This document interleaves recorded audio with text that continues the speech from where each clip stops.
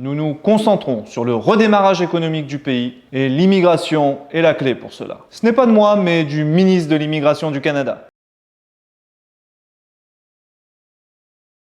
Cette semaine, il a dévoilé son plan pour les prochaines années dans ce domaine. Et ce pourrait être une très bonne nouvelle pour ceux d'entre vous qui souhaitent venir vivre au pays du sirop d'érable. En effet, sur les 3 prochaines années, le Canada prévoit d'accueillir 1,3 million de nouveaux arrivants.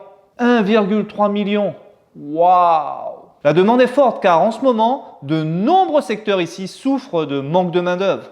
D'après cet article, les compagnies aériennes recrutent, les restaurants recrutent, les abattoirs.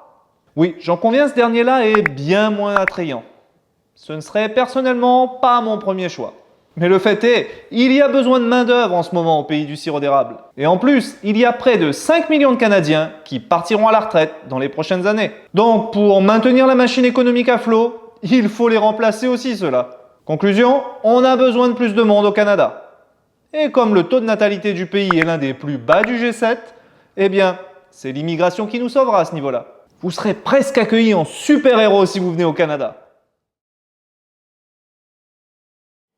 Alors oui, bonne nouvelle, mais plus facile à dire qu'à faire. Je suis sûr que vous en conviendrez car la procédure, que dis-je, les procédures d'immigration ne sont pas si simples que ça. Pour qui veut venir ici, c'est beaucoup de dossiers, beaucoup de temps.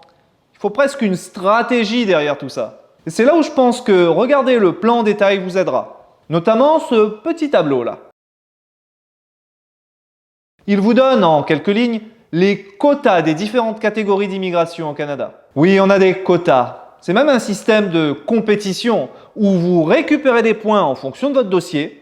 Et plus vous avez de points, plus vous êtes classé haut, plus vous avez de chances de gagner en quelque sorte au final. Je simplifie beaucoup, mais c'est vraiment à peu près ça. Quand je regarde le tableau, la première chose qui me saute aux yeux, c'est que la catégorie à privilégier, c'est celle-là, qui, si je ne m'abuse, correspond au programme Entrée Express, très populaire au Canada. Comme toujours, pour venir ici, le site clé reste le site officiel d'Immigration Canada. C'est vraiment celui à consulter car vous trouverez toutes les infos là. Passez-y beaucoup de temps sur celui-là.